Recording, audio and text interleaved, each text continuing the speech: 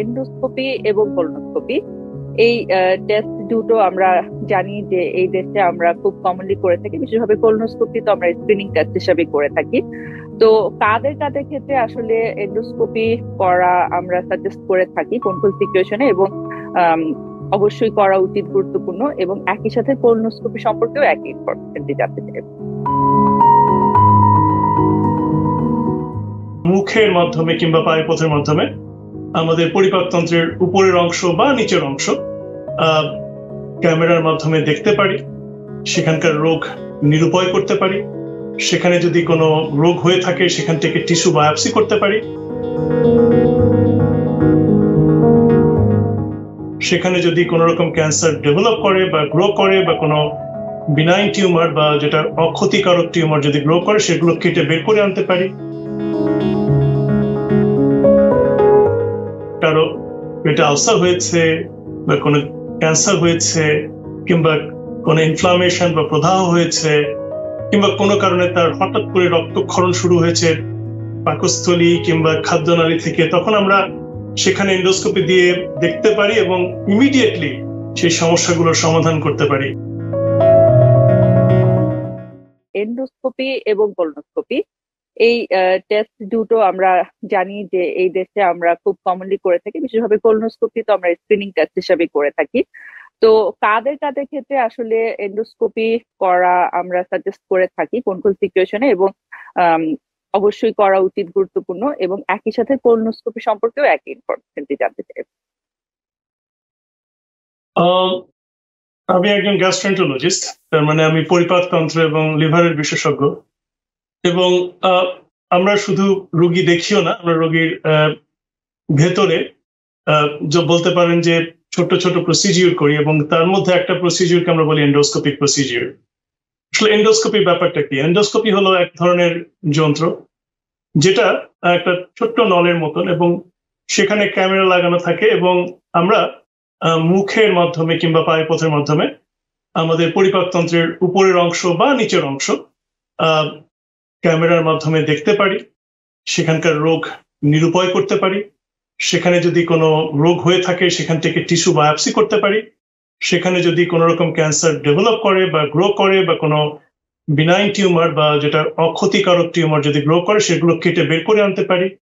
কারো যদি পেটের ভিতরে বা খাদ্যনালীতে কোনো কিছু খাবার আটকে যায় সেগুলোকেও কেটে বের করে আনা যায়, কিংবা কেউ যদি ভুল করে কোনো কিছু খেয়ে ফেলে যেটা পেটের মধ্যে চলে গেছে সেগুলোকেও বের করে আনা যায়, কিংবা কোনো কারণে যাদের খাদ্যনালী শুকিয়ে গেছে বা স্ট্রিকচার হয়ে গেছে সেগুলোকে স্ট্রেচ করে ঠিক সাইজে নিয়ে আসা যায়। সো গ্যাস্ট্রেন্টোলজির একটা বিশাল দিক বলতে পারেন হলো এন্ডোস্কোপি, এবং এই এন্ডোস্কোপি হলো দু রকম। একটা হলো আপার এন্ডোস্কোপি, যেটাকে আমরা বলি ইসোফেগোগ্যাস্ট্রোডুওডেনোস্কোপি বা এন্ডোস্কোপি, আর নিচের দিকে যেটাকে আমরা বলি সেটাকে বলি কোলোনোস্কোপি, যেটা দিয়ে আমরা কোলন বা বৃহদন্ত্র দেখি। তো এই জিনিসগুলো আসলে আমরা সচরাচর করে থাকি, এবং যে কারণে করে থাকি সেটা হলো রোগ নির্ণয় করার জন্য। আপার এন্ডোস্কোপি আমরা করে থাকি, ধরেন আমরা যদি মনে করি যে কারো পেটে আলসার হয়েছে বা কোনো ক্যান্সার হয়েছে কিংবা কোনো ইনফ্লামেশন বা প্রদাহ হয়েছে কিংবা কোনো কারণে তার হঠাৎ করে রক্তক্ষরণ শুরু হয়েছে পাকস্থলী কিংবা খাদ্যনালী থেকে, তখন আমরা সেখানে এন্ডোস্কোপি দিয়ে দেখতে পারি এবং ইমিডিয়েটলি সেই সমস্যাগুলোর সমাধান করতে পারি। আমরা যদি মনে করি যে কারো টিউমার হয়েছে বা ক্যান্সার হয়েছে সেখানে যে টিস্যু বায়োপসি করতে পারি। সো অনেক ব্রড স্পেকট্রাম অফ ইন্ডিকেশন বা কারণ আছে কেন আমরা এটা করি। ঠিক একইভাবে কোলোনোস্কোপি আমরা করি আমাদের বৃহদন্ত্র বা কোলনের ভিতরে দেখার জন্য। আমরা দেখি যে সেখানে কোনো রকম ইনফ্লামেশন আছে কিনা, বা সেখানে কোনো রকম রক্তক্ষরণ হচ্ছে কিনা, কোনো টিউমার গ্রো করেছে কিনা। সো নানা কারণে কারো ওজন কমে যাচ্ছে, কারো ব্লাড দিয়ে রক্ত মানে পায়খানার রাস্তা দিয়ে রক্ত যাচ্ছে, বা এগুলো ছাড়াও একটা বড় অংশকে আমরা করি কোলোনোস্কোপি, যেটাকে আমরা বলি স্ক্রিনিং কোলোনোস্কোপি। তার মানে বয়স 45 হয়ে গেছে, আপনার কোনো হিস্ট্রি নেই ফ্যামিলিতে, আমরা কোলোনোস্কোপি রেকমেন্ড করি কোলনটা দেখার জন্য যে সেখানে আর্লি কোলন টিউমার বা কোলন পলিপ ডেভেলপ করেছে কিনা, এবং সেগুলোকে আমরা কেটে বের করে আনি যাতে ভবিষ্যতে সেখানে কোলন ক্যান্সার না হতে পারে। সো এইভাবে আমরা মানুষের কোলন ক্যান্সার পরিহার করি বা নিবারণ করি। এগুলোই হলো আপার এন্ডোস্কোপিয়া কিংবা কোলোনোস্কোপির কমন ইন্ডিকেশন। অনেক কারণে আমরা এগুলো ব্যবহার করি, তো এগুলো হলো মোস্ট কমন আর কি। অসংখ্য ধন্যবাদ আপনাকে। অনেক গুরুত্বপূর্ণ ফ্যাক্টস এবং মিথ রিলেটেড আলোচনায় আরো বিস্তারিত ইনফরমেশনের জন্য আপনার সাথে আলোচনা করব, কিন্তু তার আগে আমি শুরুতে একটি খুব প্র্যাকটিক্যাল একটি ইনফরমেশন আসলে জানতে চাইবো, কারণ আমি দেখি যে এটিও একটি কারণ যার জন্য অনেকেই এই গুরুত্বপূর্ণ টেস্ট গুলো আসলে হয়তো বা এড়িয়ে যান। স্ক্রিনিং টেস্টের কথাই যদি আমি বলি, কোলোনোস্কোপি যেহেতু এটি স্ক্রিনিং টেস্ট, তো কারো কারো ক্ষেত্রে হয়তো বা হেলথ ইন্স্যুরেন্স নাও থাকতে পারে। তো যাদের হেলথ ইন্স্যুরেন্স নেই তারা কি এই স্ক্রিনিং টেস্ট গুলো মেডিকেয়ার, মেডিকেড বা এ ধরনের কোনো সাহায্যের থ্রুতে করতে পারেন? আর যাদের ক্ষেত্রে স্ক্রিনিং টেস্টের ইন্স্যুরেন্স ইউজ করতে পারছেন তাদের ক্ষেত্রে কি আউট অফ পকেট কি অনেক বেশি কস্ট প্রোভাইড করতে হয় কিনা, যদি আপনার পক্ষে ইনফরমেশন গুলো আমাদেরকে প্রোভাইড করা পসিবল হয়। অনেক ধন্যবাদ। আসলে আপনি যে প্রশ্নটা করছেন সেটা হলো স্ক্রিনিং কোলোনোস্কোপি। স্ক্রিনিং কোলোনোস্কোপি মানে যেটা আমাদের একটা প্রিভেন্টিভ টেস্ট বা রোগ নির্ণয়ের একটা টেস্ট, যেমন ম্যামোগ্রাম বা প্যাপসমেয়ার, এই ধরনের টেস্ট। কিন্তু কোলোনোস্কোপি মানে অতুলনীয় এই জন্য যে কোলোনোস্কোপির মাধ্যমে কোলন বা বৃহদন্তকে একটা যন্ত্রের মাধ্যমে, একটা ক্যামেরার মাধ্যমে আমরা দেখি, এবং সেখানে কোনো আর্লি টিউমার শুধু ডায়াগনোসিসই করা যায় না, ওটা কিন্তু কেটে বের করে ফেলা যায় এবং তার মানে ক্যান্সার প্রিভেন্ট করা যায়। তো এটা একটা ইউনিক টেস্ট। এখন কোলোনোস্কোপি যাদের বয়স 45 হয়ে গেছে তাদের ছেলে এবং মেয়ে সবার জন্য সমস্ত ইন্স্যুরেন্স কিন্তু এটা হলো ফ্রি টেস্ট, বিকজ এটা হলো স্ক্রিনিং টেস্ট। এটা একটা ইম্পর্টেন্ট জিনিস, স্ক্রিনিং টেস্ট, এবং সমস্ত ইন্স্যুরেন্স কিন্তু ফ্রি দেয়। তবে কোলোনোস্কোপি করার পরে যদি কিছু ধরা পড়ে, ধরেন একটা ক্যান্সার বা একটা পয়েন্ট ধরা পড়লো, কেটে বের করে আনলো, তখন অনেক ইন্স্যুরেন্স কোম্পানি এটার জন্য আলাদাভাবে চার্জ করে। যদি কোলোনোস্কোপি সম্পূর্ণ নর্মাল হয় দেখা যেতে অধিকাংশ ইন্স্যুরেন্স কোম্পানি কোনো কিছু চার্জ করেন। এখন আরো একটা ব্যাপার আছে, অনেক রকমের ইন্স্যুরেন্স আছে। যাদের মেডিকেড বা মেডিকেয়ার আছে তাদের কথা তো আলাদা, কারণ তাদের তো অলরেডি একটা গভর্নমেন্ট কিংবা লোকাল গভর্নমেন্ট বেসড একটা ইন্স্যুরেন্স আছে, এবং তারা কিন্তু খুব ভালো অবস্থা আছে, তাদের এগুলোতে তেমন কোনো খরচ পড়ে না। যাদের কমার্শিয়াল ইন্স্যুরেন্স আছে, যারা কাজের মাধ্যমে ইন্স্যুরেন্স নেন, তাদেরও ডিপেন্ড করে যে আপনার কোন ধরনের ইন্স্যুরেন্স প্ল্যান আছে। স্ক্রিনিং টেস্ট কিন্তু সমস্ত ইন্স্যুরেন্স কোম্পানি থেকেই প্রিভেন্টিভ টেস্ট হিসেবে সম্পূর্ণ, মানে 100% কভার করার কথা। কিন্তু ধরেন আপনার পাইপথ দিয়ে রক্ত যাচ্ছে এবং আপনার কোলোনোস্কোপি করা দরকার, এটা কিন্তু প্রিভেন্টিভ টেস্ট না, এটা একটা ডায়াগনস্টিক টেস্ট। সো কেন আপনি টেস্টটা করাচ্ছেন সেটার উপর ডিপেন্ড করেও কিন্তু আপনার টেস্টের পয়সা কেমন দিতে হবে সেটা ডিপেন্ড করে। এই জিনিসটা ডাক্তার যিনি আপনাকে দেখছেন এবং উনি কি কারণে বা কোন ইন্ডিকেশনে করছেন সেটার উপরে এটা নির্ভর করে। যদি এটা স্ক্রিনিং হয় তাহলে কিন্তু এটা সম্পূর্ণভাবে ইন্স্যুরেন্স কোম্পানি কভার করে। এখন আরেকটা প্রশ্ন যেটা করেছেন যে এই প্রসিডিউর গুলোর খরচ কিরকম, বা যাদের ইন্স্যুরেন্স নেই তাদের আউট অফ পকেট খরচ কিরকম। আপনি জানেন যে আমেরিকা হলো একটা আমরা বলি যেটাকে মার্কেট ইকোনমি, মানে একটা বাজারের মতন। আপনি কোনো দোকানে গিয়েছেন, আপনি একটা দোকানে দেখবেন যে এক প্যাকেট ডিমের দাম একরকম, আবার পাশের দোকানে যাবেন দেখবেন যে সেই একই রকম ডিম আরেকটা দোকানের দাম বেশি বা কম, যেটাকে আমরা বলি মার্কেট ইকোনমি, তাই না, খোলা বাজার। সো আমেরিকাতে সবকিছুই কিন্তু খোলা বাজার। এই এন্ডোস্কোপি কিংবা কোলোনোস্কোপি এটার দর বা দাম কেমন হবে এটাও কিন্তু ডিটারমাইন করে যারা করছে তাদের উপরে। কোনো কোনো হসপিটাল এগুলোর দাম অনেক বাড়িয়ে রেখে দেয়, যেমন একটা কোলোনোস্কোপি একটা ভালো হসপিটালে করতে গেলে ছোট ছোট খরচ, ডাক্তারের খরচ, যে সেন্টার করবেন তার খরচ, আপনাকে যে অ্যানেস্থেসিয়া দিবে তার একটা খরচ, এরকম অনেকগুলো খরচ যোগ হয়ে যায়। এমনও হয় যে অনেক সময় দেখা যায় এটা কোলোনোস্কোপি করতে যে 8-10 হাজার খরচ হয়ে, and it is true. Depend করে যে কে আপনাকে কত চার্জ করছে। আবার দেখা যায় যে অনেক হসপিটাল তুলনামূলকভাবে কম চার্জ করে, তারপরেও দেখা যায় যে তাদের একটা কোলোনোস্কোপি করতে গেলে খরচ পড়ে যায় 3,000 থেকে $3,500। তারপরে যদি কোনো বায়োপসি করা হয় সেখানে প্যাথোলজিতে ফি অ্যাড হয়, অ্যানেস্থেসিওলজিতে ফি অ্যাড হয়, তো দেখা যায় যে এটা 5,000-এর মতন হয়ে যায়। এখন যারা ইন্ডিপেন্ডেন্টলি একটা সার্জিক্যাল সেন্টার ওন করে, নিউ ইয়র্কেও আছে, আমাদের অরল্যান্ডোতে, ফ্লোরিডাতেও আছে, আমাদের যে সেন্টার আছে আমরা প্রাইভেটলি ওন করি, আমাদের সেন্টারও আছে এরকম প্রচুর প্রসিডিউর হয়, ইনফ্যাক্ট হসপিটালের চাইতে বেশি প্রসিডিউর আমরা করি। কিন্তু প্রাইভেটলি যারা ওন করি আমরা দেখেছি যে এখানে আবার ইন্স্যুরেন্স কোম্পানি তেমন বেশি পয়সা দিতে চান না, এবং অনেক সময় একটা এন্ডোস্কোপি একটা কোলোনোস্কোপি করার জন্য এই একই ইন্স্যুরেন্স কোম্পানি যারা হসপিটালকে 8,000 টাকা দিচ্ছে বা 3,500 টাকা দিচ্ছে, তারা প্রাইভেটলি ওন এন্ডোস্কোপি সেন্টারে দিচ্ছে মাত্র $600। এবং আসলে একটা প্রাইভেটলি ওন এন্ডোস্কোপি সেন্টারে খুব কষ্ট করে কাজ করতে গেলে দেখা যায় যে ওটা খরচই হয় প্রায় $550 মতো। কিন্তু নর্মালি একটা প্রাইভেটলি ওন এন্ডোস্কোপি সেন্টারে কোলোনোস্কোপি করতে খরচ লাগে বা খরচ ধরা হয় $1,200 থেকে $1,500। তার মানে দেখছেন যে যার হাতে কোনো ইন্স্যুরেন্স নেই সে এখানে এসেছে এবং সে একটা কোলোনোস্কোপি করাচ্ছে স্ক্রিনিং এর জন্য বা অন্য কোনো কারণের জন্য, সেটা আসলে $1,500 মধ্যে করে ফেলা যায়, $1,500 মধ্যে করে ফেলানো যায়। আবার একই টেস্ট আপনি একটা হসপিটালে যান, তারা বলবে যে না আমাদের এখানে আমরা $3,500।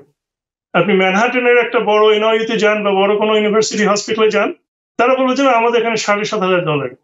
So this is true because it's a market economy, তাই না? এবং যে কোনো জিনিসই তারা এই হেলথ কেয়ারটাও একটা পণ্য হিসাবে দেখা হয় এবং দাম এই জন্য ভ্যারি করে। এটার জন্য কিন্তু আপনি কোনো সরকার বা কোনো ইন্স্যুরেন্স কোম্পানিকে দায়ী করতে পারবেন না। অবশ্যই ইন্স্যুরেন্স কোম্পানিকে দায়ী করতে পারেন, কারণ তারা তো একটা মার্কেট ক্রিয়েট করে রেখেছে। একই সাথে বিভিন্ন ইনস্টিটিউশনকে দায়ী করতে পারেন, কিন্তু এগুলো সবকিছুই কিন্তু ইলিগাল না, এটা ল এর ভিতরেই করা হয়েছে। কারণ যেটা বললাম মার্কেট ইকোনমি, আপনি খুঁজে খুঁজে যান।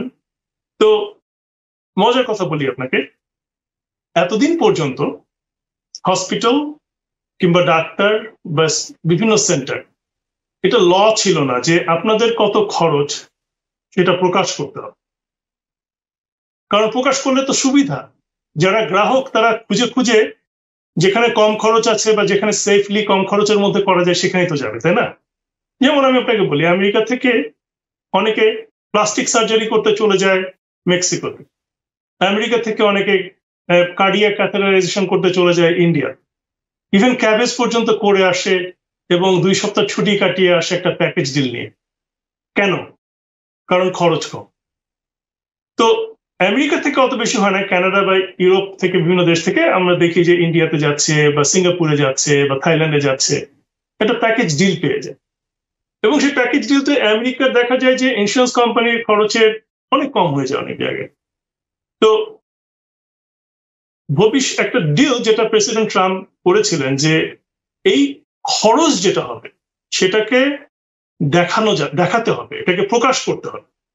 আমার অরল্যান্ডো 10টা সেন্টার, যেখানে যদি এন্ডোস্কোপি বা কোলোনোস্কোপি হয় সেই 10টা সেন্টারের কত খরচ লাগে এটা 10টা সেন্টারকে প্রচার করতে হবে। তো প্রচার করলে মানুষের সুবিধা কি? মানুষের সুবিধা হলো তারা জেনে গেল যে এখানে একই জিনিস কেউ $1,500 করছে, আবার কেউ $7,500 করছে। তখন যারা $7,500 করে প্রচুর মুনাফা করছে তাদের আস্তে আস্তে খরচ কমাতে হবে। সো এটা একটা ভালো জিনিস, এবং এটা কিন্তু ট্রাম্প একটা ল এর মাধ্যমে করেছেন, এবং এটা কিন্তু সত্যি কথা যে ইন্স্যুরেন্স কোম্পানি কিংবা হসপিটাল গুলো যে এত প্রচুর পয়সা নিচ্ছে মার্কেট ইকোনমি নাম করে, সেটা একটা সীমানা থাকা উচিত। তাহলে অনেকে যেটা মনে করছেন যে এই নতুন গভর্নমেন্টের সাথে সাথে এই ইলেকশনের পরে স্বাস্থ্য খাতে যে খরচ ব্যক্তিগতভাবে সেখানে পেশেন্টরা অনেকটাই উপকৃত হবেন বা সাপোর্টেড ফিল করবেন, বা অহেতুক বলতে পারি যে হ্যারাসমেন্টের হাত থেকে হয়তো বা নিজেকে প্রিভেন্ট করতে পারবেন। সেটা সত্যি বলে আমরা বলতে পারি। না, আসলে ব্যাপারটা এত সহজ না। আমাদের হেলথ সিস্টেমটা একটা বড় কমপ্লেক্স সিস্টেম। কেন? একটা হেলথ সিস্টেমে একটা জিনিস আমরা সবাই ফিল করছি যে আমেরিকাতে স্বাস্থ্য সেবার মূল্য খুব বেশি, হেলথ কেয়ার কস্ট খুবই বেশি। এটা পৃথিবীর সবচেয়ে বেশি কস্ট আমাদের, ইভেন প্রিভেন্টিভ কেয়ারের অনেক কস্ট। তো আমরা সবাই এখন কিন্তু কাজ করছি কিভাবে খরচ কমানো যায়। আমি যে আগে একটা সময় ছিল যে আমি একটা বড় হসপিটালে কাজ করি এবং দেখেছি কেমন করে খরচ তারা বাড়িয়ে দেয়। একটা টাইনেলল যেটার দাম হলো 5 সেন্ট, সেটা হসপিটালে এখন রোগী যখন ভর্তি হয় তাকে দেওয়া হয় $3। দেখেন কত কত প্রফিট করে তারা। তো এই যে আমাদের মানে এত বড় হিউম্যাঙ্গাস হেলথ কেয়ার কস্ট, আমাদের দায়িত্ব হলো এখন হেলথ কেয়ার কস্ট কমানো। কিন্তু এখানে অনেকগুলো প্লেয়ার আছে। একটা প্লেয়ার হলো হসপিটাল, তারা হলো সবচেয়ে বড় প্লেয়ার। এবং তারা, আপনারা যারা নিউ ইয়র্কে আছেন আপনারা সেটা বুঝতে পারেন না, কারণ নিউ ইয়র্কের অধিকাংশ হসপিটাল, বড় বড় হসপিটাল এখনো ওদের পাশাপাশি আবার সিটি হসপিটাল আছে বা ফেডারেল হসপিটাল আছে, যেটা কম খরচে যাওয়া যায়। কিন্তু মানে নিউ ইয়র্কের বাইরে যেমন ফ্লোরিডাতে বা অরল্যান্ডোতে, এখানে কিন্তু সব private hospital. So hospital determine করবে তাদের কস্ট কত হবে, এটা একটা ইম্পর্টেন্ট জিনিস। কিন্তু হসপিটালের সবচেয়ে বড় ইন্স্যুরেন্স প্রোভাইড করে কারা? এটা হলো গভর্নমেন্ট। কারণ অধিকাংশ রোগীরই হলো মেডিকেয়ার কিংবা মেডিকেড, মানে স্টেট গভর্নমেন্ট কিংবা ফেডারেল গভর্নমেন্ট কভার করে। এবং ওই কস্টটা কিন্তু গভর্নমেন্ট কন্ট্রোল করতে পারে। এবং গভর্নমেন্ট যদি কম্পারেটিভ কস্ট অ্যানালাইসিস করে বিভিন্ন ইনস্টিটিউশনের জন্য, তাহলে কিন্তু সেই কস্টটা কমিয়ে আনতে হসপিটালকে বলতে পারে, দেখো তুমি একটা কোলোনোস্কোপির জন্য তো $7,000 চার্জ করতে পারো না। একটা স্ক্রিনিং কোলোনোস্কোপি তো এই ছোটখাটো ডাক্তাররা করছে তাদের সেন্টারে $1,500 তোমাকে কমাতে হবে। সো এই জিনিসটা যে গভর্নমেন্ট লেভেলে করবে, সেখানে গভর্নমেন্টের কিন্তু একটা সদিচ্ছা থাকতে হবে, এবং গভর্নমেন্টের সেই সদিচ্ছা থাকলে এটা সম্ভব। কিন্তু এর বাইরেও কিন্তু আরেকটা বড় বড় দুনিয়া আছে। সেই দুনিয়াটা হলো ইন্স্যুরেন্স কোম্পানি। আমেরিকার health care is run by the insurance company. এবং ইন্স্যুরেন্স কোম্পানির জানেন যে বিলিয়ন এন্ড বিলিয়ন ডলার তারা প্রফিট করে, এবং বিলিয়ন এন্ড বিলিয়ন ডলার তারা প্রফিট করে, এবং তার একটা বড় অংশ তারা আমাদের ল মেকারদেরকে দিয়ে দেয়, বিভিন্নভাবে দিয়ে দেয়। এবং তারা কিন্তু ইভেন্চুয়ালি আমাদের হেলথ কেয়ার কস্টটাকে একটা ইনফ্লেশনে রেখে দেয়, কারণ তাদের লাভ করা দরকার। সো এখন যদি একটা গ্রাউন্ড ব্রেকিং একজন লিডার আসেন, এবং সেই লিডার যদি মনে করেন যে না, আমি একটা পার্মানেন্ট চেঞ্জ করবো, যে এরকম মনোপলি থাকতে পারবে না, আমি একটা একটা একটা কমন ইন্স্যুরেন্স মার্কেট ক্রিয়েট করব, বা আমি একটা কমন কস্ট মার্কেট ক্রিয়েট করব, বা এই সব কস্ট ওপেন হয়ে যাবে, এটা কিন্তু একটা একটা বিরাট মানে একটা কি বলবো পরিবর্তন আনতে পারে হেলথ কেয়ার সেক্টর। কিন্তু যেটা বললাম, সবচেয়ে বড় বাধা হলো ইন্স্যুরেন্স কোম্পানি। তার চেয়ে বড় বাধা হলো আমাদের ল মেকাররা, যারা ইন্স্যুরেন্স কোম্পানি থেকে সুযোগ সুবিধা পান। তারপরে বড় বড় ইনস্টিটিউশন যারা প্রচুর মুনাফা করতে চান। ডাক্তাররা কিন্তু এখানে খুব, ডাক্তারদের ভূমিকা কিন্তু খুব গৌণ।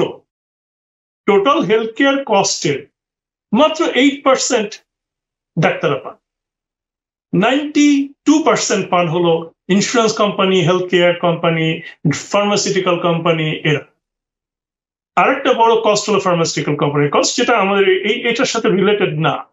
তো আপনি যেটা বোঝাতে চাচ্ছি আমি সবাইকে, যে স্ক্রিনিং কোলোনোস্কোপির কস্ট সবাই যেটা দেন, এটা স্ক্রিনিং কোলোনোস্কোপির ফার্স্ট অফ কস্ট থাকা উচিত না। কিন্তু যে কস্টটা ইন্স্যুরেন্স কোম্পানি বা গভর্নমেন্ট পে করে বিভিন্ন ইনস্টিটিউশনে, সেটা ভ্যারি করে। তবে অনেক প্রাইভেটলি ওন সার্জিক্যাল সেন্টার, যেগুলো ছোটখাটো হসপিটালের মতন, যেমন আমাদের একটা ছোটখাটো হসপিটালের মতো দুটো সেন্টার আছে, ওখানে গেলে মনে হবে যে আপনি হসপিটালে আছেন, ওই সমস্ত জায়গায় কিন্তু কস্ট সিগনিফিকেন্টলি কম। এবং এখন যেটা মূল মন্ত্র, যারা হেলথ কেয়ার লিডার, তারা কিন্তু শুধু একটা ভালো ডাক্তার না, যারা হেলথ কেয়ার লিডার তারা হলো এখন কাজ করছেন হেলথ কেয়ার অ্যাক্সেসিবিলিটি নিয়ে। যে আপনার স্ক্রিনিং দরকার, আমি আপনাকে বেস্ট স্ক্রিনিং আমার সেন্টারে করব, আপনাকে তাড়াতাড়ি করে দিব, আপনাকে কম খরচে করে দিব, মানে অ্যাক্সেসেবল এবং অ্যাফোর্ডেবল করে দিব।